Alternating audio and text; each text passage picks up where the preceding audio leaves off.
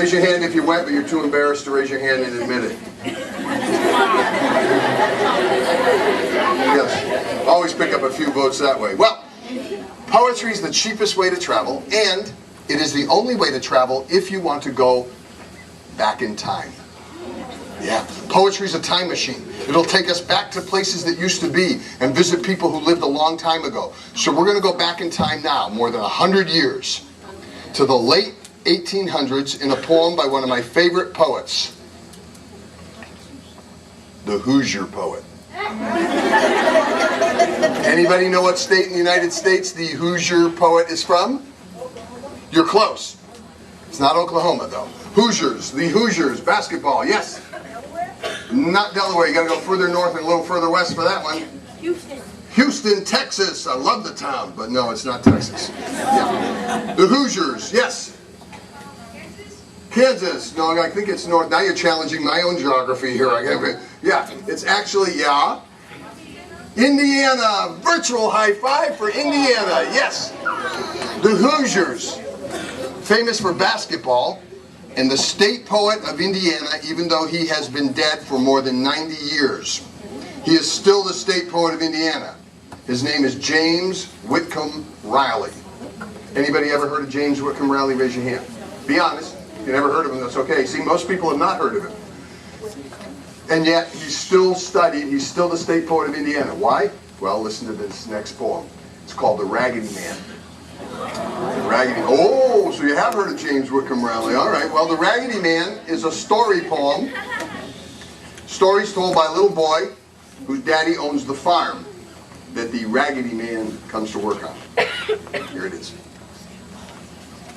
Well, the Raggedy Man, he works for Pa. He's the goodest man you ever saw. Comes to our house every day to water the horses and feed them hay. And he opens the shed and we always laugh when he drives out our little old wobbly calf. And then if the hired girl says he can, he milks the cow for Elizabeth Ann. Ain't he awful good, Raggedy Man? Raggedy, Raggedy, Raggedy Man. Why, the Raggedy Man, he is so good.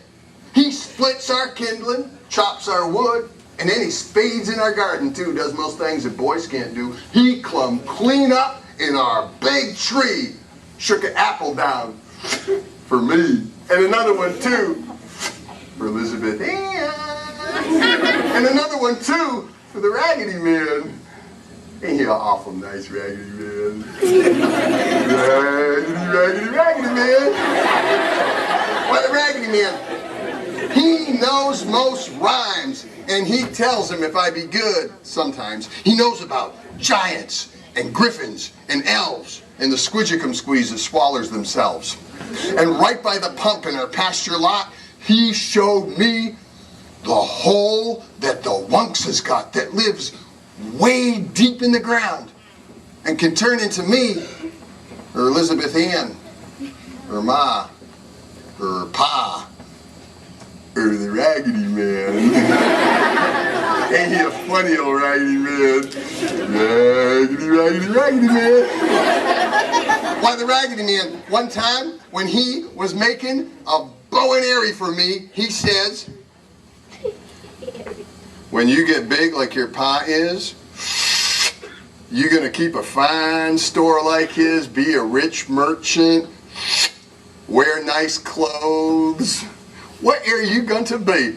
Goodness knows. And then he turns to laugh at Elizabeth Ann. And I says, I'm going to be a Raggedy Man. I'm just going to be a nice Raggedy Man.